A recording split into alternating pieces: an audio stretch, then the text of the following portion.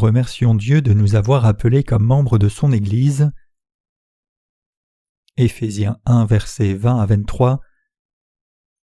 Il l'a déployé en Christ en le ressuscitant des morts et en le faisant asseoir à sa droite dans les lieux célestes, au-dessus de toute domination, de toute autorité, de toute puissance, de toute dignité et de tout nom qui se peut nommer, non seulement dans le siècle présent, mais encore dans le siècle à venir. Il a tout mis sous ses pieds et il l'a donné pour chef suprême à l'Église qui est son corps, la plénitude de celui qui remplit tout en tous. Maintenant même, le Seigneur remplit le monde entier des bénédictions de Dieu. Il est écrit en Éphésiens 1, 23 que l'Église est son corps, la plénitude de celui qui remplit tout en tous. Nous devrions tous recevoir la rémission des péchés dans nos cœurs en croyant dans l'évangile de l'eau et de l'esprit qui a été donné par le Seigneur. Pour devenir membre de l'Église de Dieu, vous devez avoir une foi inébranlable dans l'évangile de l'eau et de l'esprit. Maintenant que nous avons reçu la rémission des péchés dans nos cœurs, en croyant dans l'évangile de l'eau et de l'esprit, nous devons prêcher cet évangile dans le monde jusqu'à notre mort, et en faisant cela, nous devons tous fortifier notre foi et glorifier Dieu.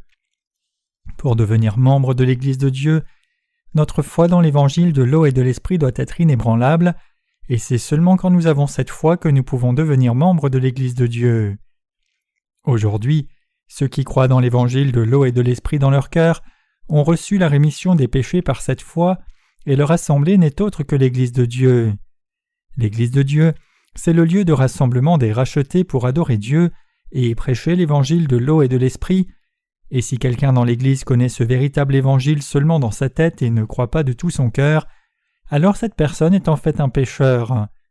Dieu a en horreur cette personne qui refuse de croire dans l'évangile de l'eau et de l'esprit et dont le cœur reste donc pécheur.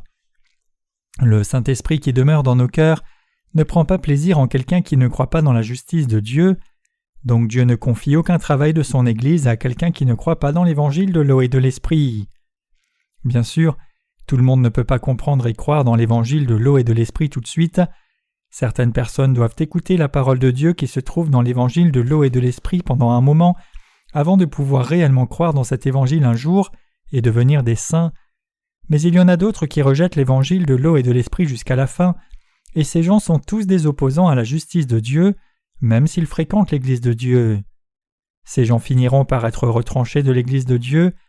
Indépendamment de la raison, quiconque ne croit pas en l'évangile de l'eau et de l'esprit ne peut pas devenir membre de l'Église de Dieu. S'il y a quelqu'un dans l'Église de Dieu qui ne croit pas vraiment dans l'évangile de l'eau et de l'esprit, alors nous ne devrions jamais désigner cette personne comme un ministre pour diriger l'Église de Dieu. Puisque l'Église de Dieu est le corps de Jésus-Christ, ses leaders doivent invariablement être sans péché dans leur cœur. C'est seulement quand tous les serviteurs de Dieu et ses saints sont complètement sans péché que le Saint-Esprit peut travailler dans leur cœur. En Jésus-Christ, seul quelqu'un qui n'a pas de péché peut être décrit comme une personne sauvée, et pour que chacun de nous devienne un tel saint dont la foi est approuvée par Dieu, nous devons tous croire dans l'évangile de l'eau et de l'esprit que Dieu nous a donné.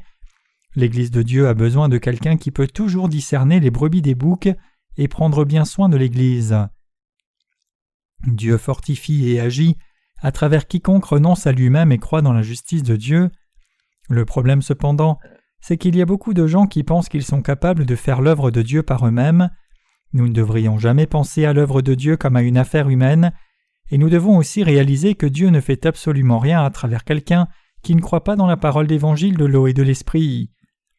L'Église de Dieu est la seule institution sur cette terre qui soit capable d'obéir fidèlement et de servir la volonté de Jésus-Christ, la tête de tous les saints. Mais pour que cela se passe, tous les membres de l'Église de Dieu doivent accepter la volonté de Jésus-Christ la tête comme leur propre volonté. Tout comme le Seigneur est saint pour toujours, les croyants dans l'évangile de l'eau et de l'esprit sont saints aussi, donc il est absolument important pour vous de vous assurer de ce que votre cœur ait réellement foi dans l'évangile de l'eau et de l'esprit. Le monde est rempli de beaucoup de chrétiens professant croire en Jésus, mais la grande majorité d'entre eux croient réellement dans le sang de Jésus à la croix seule, pensant à tort que cela seul constitue leur salut. Ignorant de l'évangile de l'eau et de l'esprit, les chrétiens détournés pensent par eux-mêmes qu'ils sont devenus des saints, mais c'est une fausse perception. Pour être précis, quiconque a du péché dans son cœur ne peut être du peuple de Dieu. Autrement dit, Ceux qui sont ignorants de l'évangile de l'eau et de l'esprit ne peuvent pas croire et ne peuvent donc pas devenir enfants de Dieu.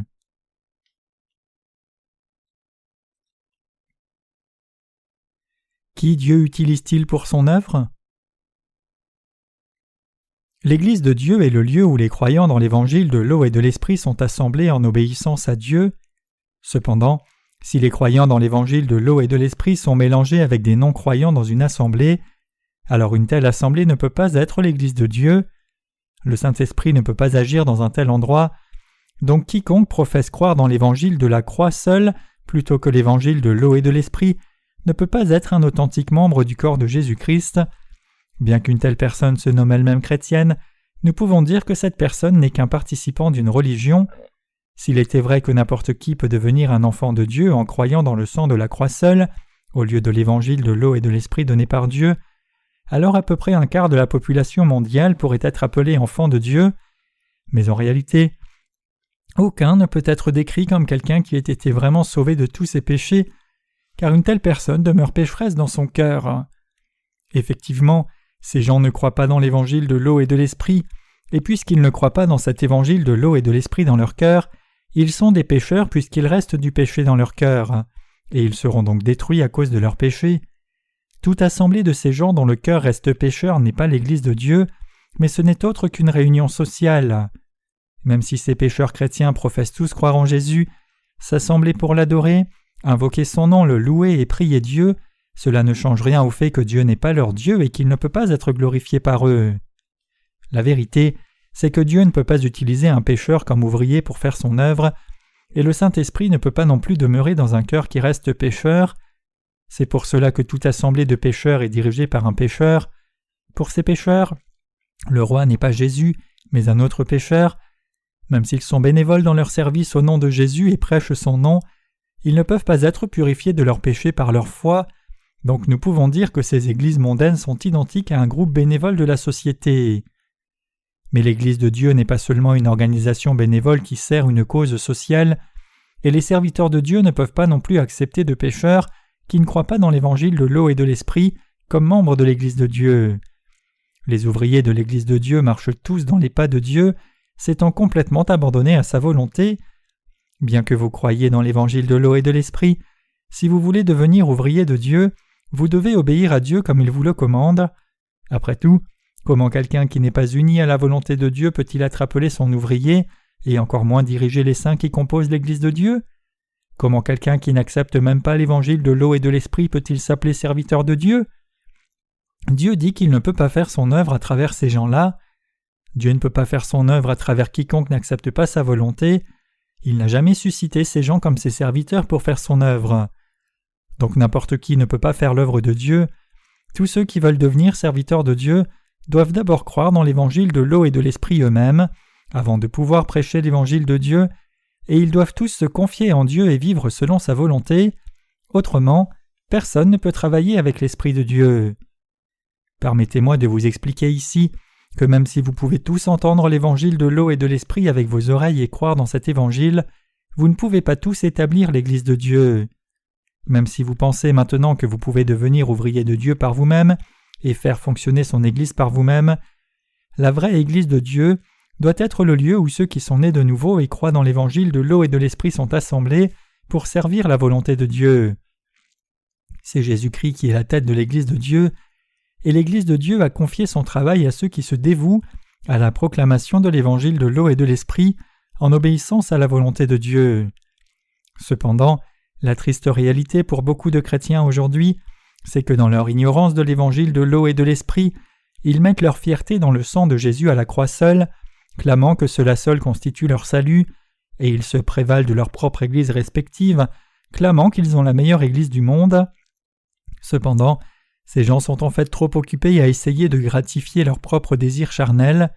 Par contre, les membres de l'Église de Dieu approuvés par lui croient seulement dans l'évangile de l'eau et de l'esprit, et ils peuvent tous témoigner que cet évangile seul est le véritable évangile de la rémission des péchés dans cet univers entier.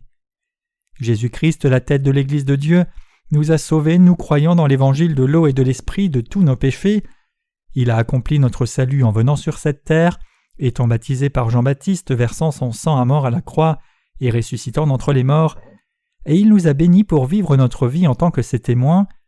Donc seuls ceux qui ont été remis de tous leurs péchés en Christ par la foi dans l'évangile de l'eau et de l'esprit sont devenus le peuple saint de Dieu. Ceux qui croient maintenant et prêchent l'évangile de l'eau et de l'esprit seul sont les vrais serviteurs de Dieu. Par contre, ceux qui croient et prêchent seulement le sang de la croix sont des menteurs.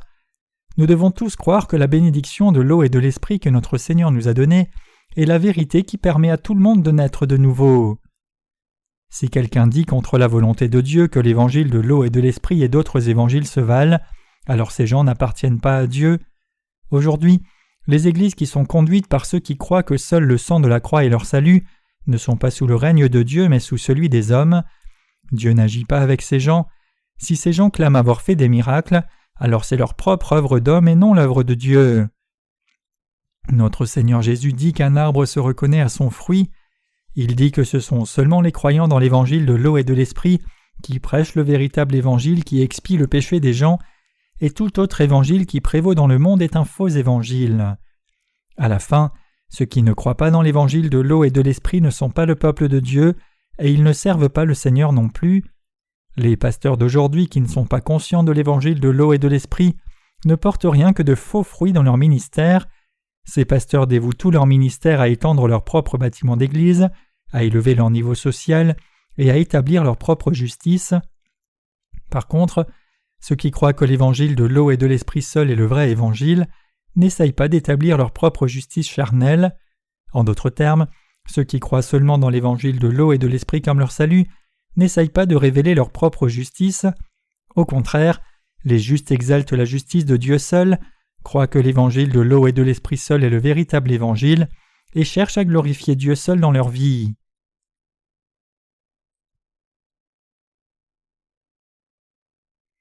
Quand la justice de Dieu est-elle révélée alors ? La justice de Dieu est révélée dans l'évangile de l'eau et de l'esprit. Elle est manifestée dans le baptême de Jésus et son sang à la croix. La Bible dit clairement que pour nous sauver des péchés du monde, le Seigneur a porté tous nos péchés sur son propre corps en étant baptisé et a versé son sang précieux à la croix à notre place. La justice de Dieu est révélée dans l'évangile de l'eau et de l'esprit dans lequel nous croyons maintenant. Cet évangile de l'eau et de l'esprit est la substance de l'amour de Dieu. Le fait que Jésus-Christ ait expié tous nos péchés en étant baptisé par Jean-Baptiste sur cette terre, mourant à la croix et ressuscitant d'entre les morts, c'est la justice de Dieu. Tout comme Jean 3,16 dit « Car Dieu a tant aimé le monde qu'il a donné son Fils unique, afin que quiconque croit en lui ne périsse pas mais qu'il ait la vie éternelle. Dieu nous a tant aimés qu'il nous a lavés de tous nos péchés et nous a délivrés de toute notre destruction, en venant personnellement sur la terre incarné dans la chair d'un homme, étant baptisé et versant son sang à la croix. C'est en croyant dans cette justice de Dieu que nous avons été remis de tous nos péchés et sommes devenus enfants de Dieu. C'est en croyant dans la vérité de l'évangile de l'eau et de l'esprit, qui constitue la justice de Dieu, que nous avons revêtu cette justice de Dieu. Puisque Dieu a tant aimé le monde, il nous a donné son Fils unique qui a expié tous nos péchés par le baptême de ce Fils et le sang qu'il a versé. Ces deux éléments constituant la justice de Dieu. Nous sommes devenus sans péché en croyant dans cette vérité. Quiconque croit dans l'évangile de l'eau et de l'esprit doit croire et suivre la justice de Dieu seul. Ce sont ces gens qui peuvent servir la justice de Dieu. L'Église de Dieu est le corps de Jésus-Christ. Le fait que l'Église de Dieu soit le corps de Jésus-Christ est une vérité extrêmement importante que nous devons saisir clairement pour vivre notre foi. Et pour devenir membre du corps de Christ, nous devons croire dans l'évangile de l'eau et de l'esprit sans exception. Qu'en est-il de vous alors ? Savez-vous vraiment que la justice de Dieu est révélée dans l'évangile de l'eau et de l'esprit ? Vous devez réaliser la vérité de l'évangile de l'eau et de l'esprit, et vous devez croire que cet évangile constitue la justice de Dieu. C'est dans l'évangile de l'eau et de l'esprit que la justice de Dieu se cache. Néanmoins, beaucoup de chrétiens clament encore qu'ils sont morts en Christ, et c'est souvent le seul point qu'ils soulignent.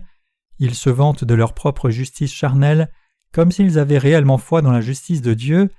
Ces gens essayent d'établir leur propre justice, même s'ils professent croire dans le sang de la croix seule que Jésus a versé. Nous devons réaliser ici que dans l'Église de Dieu aussi, quiconque essaye d'établir sa propre justice au lieu de se confier dans la justice de Dieu est quelqu'un qui cherche à gratifier les désirs de sa propre chair. Cette justice humaine n'a rien produit que des doctrines religieuses inutiles, faites par des pratiquants religieux, cherchant à satisfaire l'envie de leur chair, mais Dieu dit qu'il ne les tolérera jamais. Il a dit qu'il a préservé ces gens pour les punir au dernier jour. L'Église est son corps, la plénitude de celui qui remplit tout en tous. Éphésiens 1, verset 23. Ayant établi son Église sur cette terre, Dieu veut remplir le monde entier de l'évangile de l'eau et de l'esprit à travers ses serviteurs, pour que tout le monde reçoive la bénédiction spirituelle du ciel. Autrement dit, l'institution qui permet à tout le monde d'être sauvé de tous les péchés du monde, c'est l'Église de Dieu, et c'est Dieu lui-même qui désire cela. L'Église est l'institution précise que Dieu lui-même a établie en Jésus-Christ par l'évangile de l'eau et de l'esprit. L'Église de Dieu travaille pour tout ce que Dieu veut. Puisque Jésus-Christ est la tête de son Église et que nous sommes son corps, nous ne pouvons pas être séparés de l'Église de Dieu. Donc tout le monde ne peut pas faire partie du peuple de Dieu juste parce qu'il invoque le nom de Jésus-Christ, ni établir l'Église de Dieu et faire son œuvre, même s'il a suffisamment de zèle pour abandonner son corps en holocauste pour le Seigneur. C'est par les croyants dans l'évangile de l'eau et de l'esprit que Dieu a établi son Église sur la terre et fait son œuvre. Ce que nous devons tous saisir ici, c'est qu'en tant que corps de Christ, nous croyons tous dans le baptême que notre Seigneur a reçu de Jean-Baptiste et au sang qu'il a versé à la croix.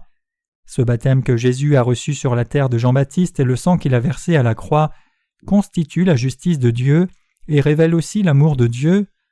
À ceux qui croient dans cet évangile de l'eau et de l'esprit, Dieu a donné son Église et leur a fait rendre témoignage de sa justice. Alors que nous croyons dans l'évangile de l'eau et de l'esprit, nous devons tous être capables de discerner le vrai évangile des faux. Lorsque nous écoutons un prédicateur, notre foi dans l'évangile de l'eau et de l'esprit devrait être le baromètre par lequel nous discernons si ce que ce prédicateur dit est juste ou faux. Il est aussi absolument impératif que nous discernions comment le diable agit dans ce monde avec son propre faux évangile. Nous devons réaliser que Dieu prend plaisir en nous seulement si nous nous tenons de son côté, tenons ferme sur l'évangile de l'eau et de l'esprit, la parole de Dieu, et faisons son œuvre. Là où les saints sont assemblés, ce n'est autre que l'Église de Dieu. Dans l'Église de Dieu se trouvent ses serviteurs et ses saints, ils ont tous une foi commune, ils croient tous dans l'évangile de l'eau et de l'esprit, et ils vivent tous pour la justice de Dieu. En mettant en avant la justice de Dieu et toutes les bénédictions qu'il a répandues sur eux, ils font connaître au monde entier la bénédiction du salut qui se reçoit par l'évangile de l'eau et de l'esprit donné par Dieu. Vous aussi devez être en mesure de discerner clairement la justice de Dieu par son Église et l'évangile de l'eau et de l'esprit. L'Église de Dieu est là pour faire son œuvre.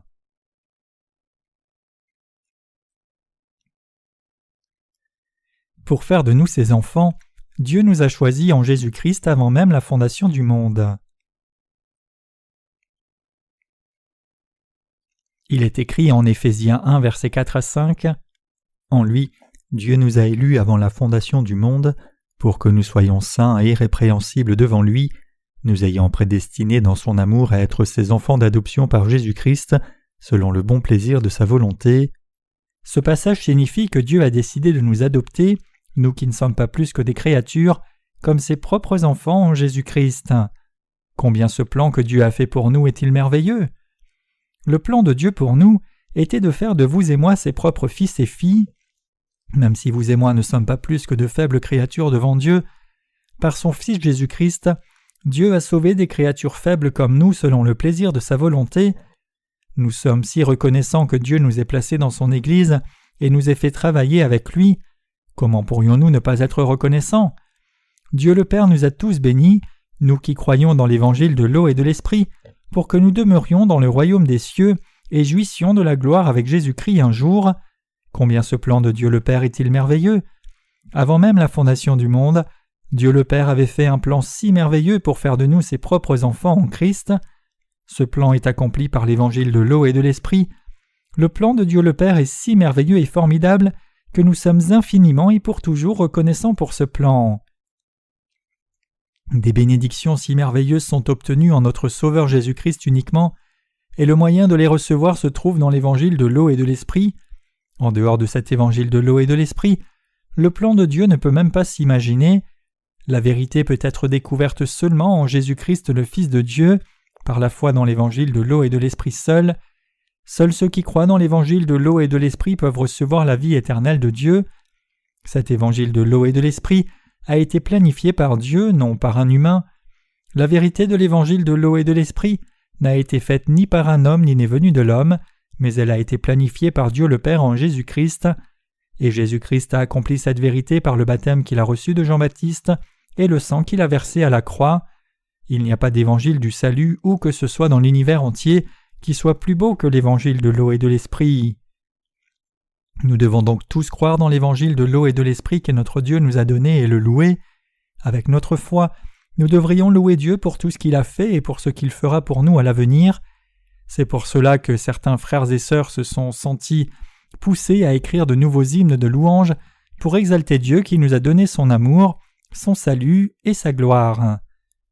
Lorsque je voyage et que j'ai un peu de temps libre, je me trouve souvent en train de chantonner des hymnes. La plupart des chansons de ce monde parlent d'amour romantique ou d'autres choses banales, mais la meilleure chanson pour moi, c'est celle qui loue Dieu pour la justice qu'il a répandue sur nous. Comme nous connaissons l'évangile de l'eau et de l'esprit, le mystère du salut par lequel Dieu, notre Créateur, nous a délivrés de tous nos péchés, les hymnes que nous chantons à Dieu l'exaltent effectivement. Nous ne sommes jamais fatigués de louer Dieu parce que ce mystère du salut, l'évangile de l'eau et de l'esprit par lequel Dieu nous a sauvés, est si profond. Loin de là, par cette louange nous remercions davantage Dieu pour son amour, chantant des hymnes pour lui du plus profond de nos cœurs. Avant même la fondation du monde, Dieu avait planifié de nous sauver par l'évangile de l'eau et de l'esprit en Jésus-Christ, et il a répandu ce salut sur nous. Cette bénédiction est si grande et merveilleuse que les mots ne peuvent exprimer combien nous sommes reconnaissants. Ce que Dieu a fait pour nous est vraiment merveilleux, et nous sommes tous profondément reconnaissants envers lui. Jésus nous a sauvés de tous nos péchés par l'évangile de l'eau et de l'esprit, et cet évangile est disponible pour tout le monde.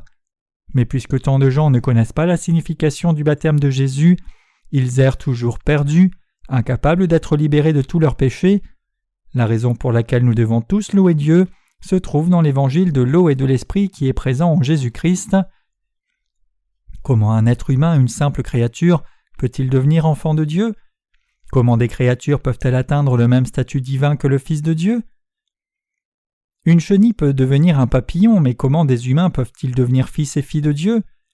Dieu a accompli cela pour nous par l'évangile de l'eau et de l'esprit. N'est-ce pas simplement merveilleux? Comment pourrions-nous décrire ce miracle étonnant et merveilleux, et comment pourrions-nous assez remercier Dieu pour cela?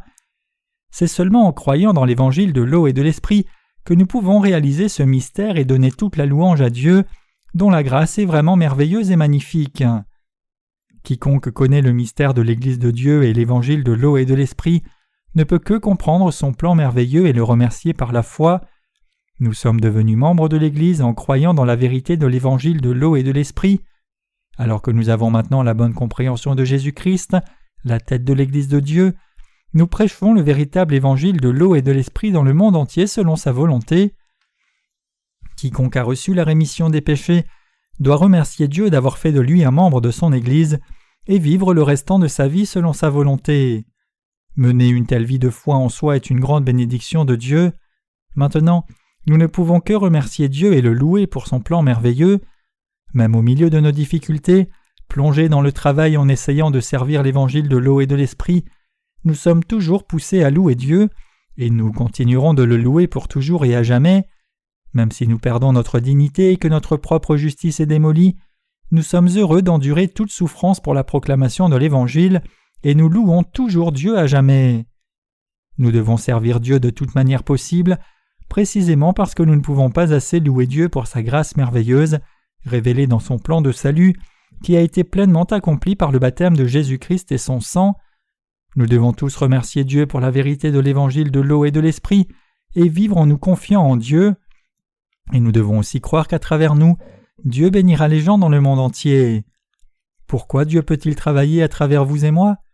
Dans nos pensées charnelles, nous pouvons nous étonner que Dieu puisse accomplir quelque chose à travers nous, mais il peut agir à travers nous parce que nos cœurs sont saints et purs, car nous croyons dans l'évangile de l'eau et de l'esprit.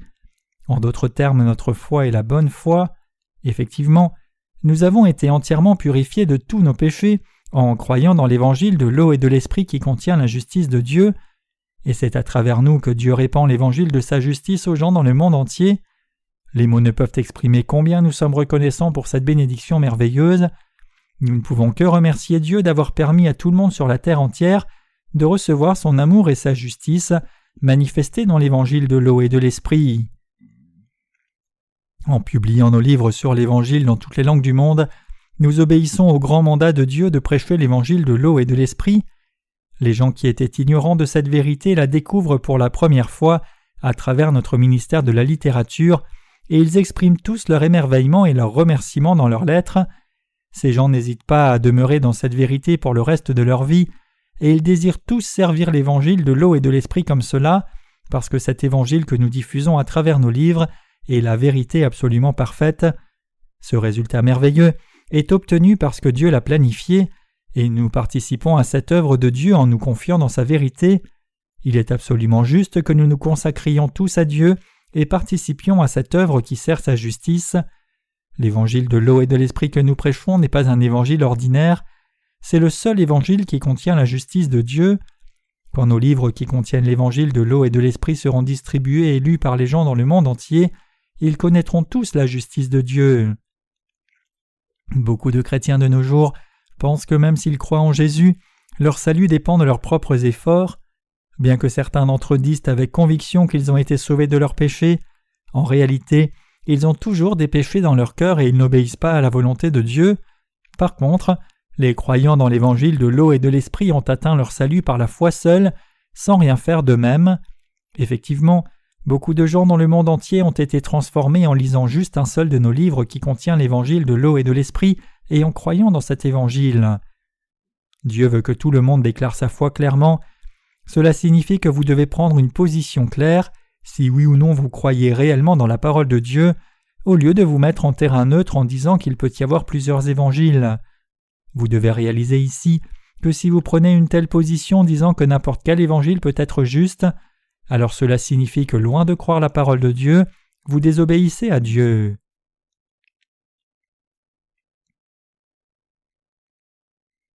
Qui dans ce monde remplit tout en nous ?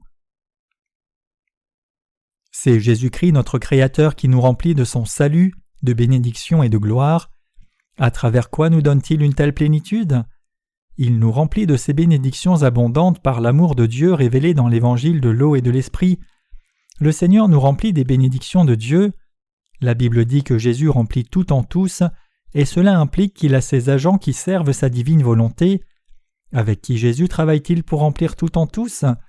Ne travaillerait-il pas à travers vous et moi, membres de son Église ?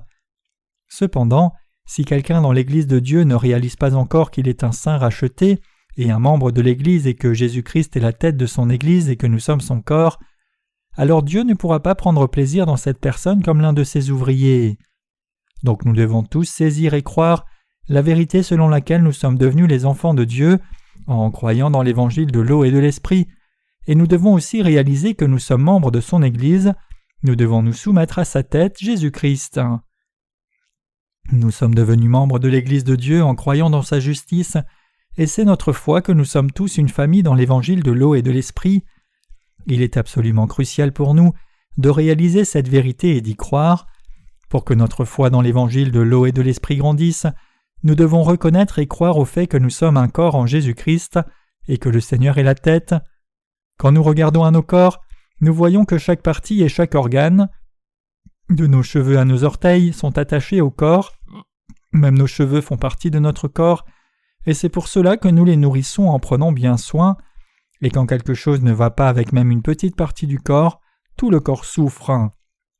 De même, comme nous sommes membres de l'Église de Dieu et croyons tous en Jésus-Christ sa tête, nous appartenons au même corps de Christ. Donc si l'un de vous dévie, nous devons tous essayer de le ramener sur la voie, sinon tous les membres de l'Église souffriront en conséquence de la chute de cette personne. L'Église de Dieu est l'institution qui partage son amour et les bénédictions avec tout le monde, et nous sommes devenus membres de cette Église par laquelle Christ remplit tout en tous. Nous devons tous remercier Dieu pour cette bénédiction merveilleuse, que chacun de nous soit un croyant dans l'évangile de l'eau et de l'esprit, et notre foi commune dans l'évangile de l'eau et de l'esprit doit être inébranlable, vivant par les bénédictions de cette foi selon l'œuvre merveilleuse de Dieu. Nous devons tous saisir ici que l'évangile de l'eau et de l'esprit n'est pas diffusé seulement par l'effort de quelques personnes, mais il est proclamé seulement lorsque nous sommes tous unis dans la soumission au commandement de Jésus-Christ, la tête de l'Église de Dieu. Comme la Bible dit, « Vous êtes à Christ et Christ est à Dieu » 1 Corinthiens 3, verset 23. Il est absolument impératif que nous réalisions à qui nous appartenons et quel est notre appel. Même après avoir reçu la rémission des péchés, certaines personnes ne peuvent pas discerner l'Église de Dieu où la justice de Dieu est présente en disant « Toutes les églises sont identiques ». Même si ces gens ont reçu la rémission des péchés, ils ne savent même pas s'ils appartiennent à l'Église de Dieu ou à l'assemblée de Satan, et par conséquent, certains finissent même par périr par manque de nourriture spirituelle. Comme Satan cherche toujours une occasion de faire sa proie des faiblesses des saints, il se jettera sur ces gens, et ces gens seront jugés par Dieu au dernier jour pour vivre dans la souffrance pour toujours. Il est absolument crucial pour nous de savoir ce qu'il faut savoir, de croire dans ce qu'il faut croire, de reconnaître la beauté de ce qui est vraiment beau, et de voir comme précieux ce qui est vraiment précieux. La justice de Dieu est exactement ce genre de choses. Alors que nous croyons dans la justice de Dieu, nous devons reconnaître notre identité et servir l'Évangile avec une juste fierté. Puisque nous sommes devenus des personnes justes en croyant dans l'Évangile de l'eau et de l'Esprit de tout cœur, nous avons été transformés. Quand Dieu a dit au prophète Jonas d'aller à Ninive prêcher à ce peuple au sujet de ce que Dieu ferait, il a refusé d'obéir à Dieu et a embarqué sur un bateau pour s'enfuir au lieu de cela. Dieu a alors fait lever une tempête, et tout le monde sur le bateau cherchait à savoir qui causait cette tempête. Quand le sort est tombé sur Jonas, les matelots lui ont dit « Dis-nous qui nous attire ce malheur, quelles sont tes affaires et d'où viens-tu, quel est ton pays et de quel peuple es-tu » Jonas 1, verset 8. Alors le prophète Jonas leur dit « Je suis un Hébreu et je crains l'Éternel, le Dieu des cieux qui a fait la mer et la terre. » Jonas 1, verset 9. Par cet événement, Jonas a pu se rappeler de son identité, ses circonstances et son appel. Ainsi nous devons aussi nous examiner nous-mêmes chaque jour, confirmer notre salut, reconnaître à quoi nous appartenons, avoir foi dans notre identité comme peuple de Dieu et marcher en conséquence. Mon message à tous nos ministres et à tous nos saints dans l'Église de Dieu aujourd'hui est celui-ci. La plénitude de celui qui remplit tout en tous s'atteint par l'Église de Dieu, c'est-à-dire en proclamant l'Évangile de l'eau et de l'Esprit. L'Église de Dieu est le lieu le plus béni dans le monde entier, l'entrepôt de toutes les bénédictions. Je vous demande à tous de réaliser que l'Église de Dieu est votre maison du trésor des bénédictions. Par son Église, Dieu répand ses bénédictions du salut sur vous, votre famille et toute personne dans le monde. Me rappelant toujours de cela, je vous exhorte tous à vivre par la foi jour après jour au milieu des bénédictions de Dieu. L'Église de Dieu ici, c'est l'endroit où ceux qui sont nés de nouveau d'eau et d'esprit sont assemblés, faisant l'œuvre de Dieu, se reposant, partageant les rires et la communion ensemble. L'Église de Dieu est l'endroit où ces bénédictions sont stockées, renouvelées chaque jour et partagées. Réalisant que nous sommes devenus membres de cette Église de Dieu, nous devons tous faire son œuvre en nous confiant dans l'Évangile de l'eau et de l'Esprit et demeurer dans l'Église de Dieu jusqu'au retour du Seigneur. Comme membre de l'Église de Dieu, vous portez vous-même son œuvre précieuse de fournir sa parole et d'amener la vie nouvelle aux gens à chaque coin du monde cherchant à naître de nouveau. Dieu a envoyé Jésus-Christ vers vous et moi pour faire de nous les membres de son Église. Quand Jésus-Christ a été baptisé sur la terre et a versé son sang à la croix jusqu'à la mort, nous avons été sauvés de tous nos péchés une fois pour toutes. Mais que nous serait-il arrivé si Jésus nous avait abandonnés après nous avoir sauvés ? Nous aurions été à nouveau perdus, certainement. C'est parce que Dieu ne le savait que trop bien qu'il a fait de nous les membres de son Église et nous a placés là. Donc pour que nous devenions vraiment son corps, Dieu nous a sauvés de tous les péchés du monde en nous donnant l'Évangile de l'eau et de l'Esprit. Qu'en est-il de vous alors ? Êtes-vous reconnaissant à Dieu pour cette bénédiction merveilleuse ? Effectivement, nous donnons toute notre reconnaissance à Dieu pour nous avoir sauvés de tous nos péchés et appelés comme cela à être membres de son Église.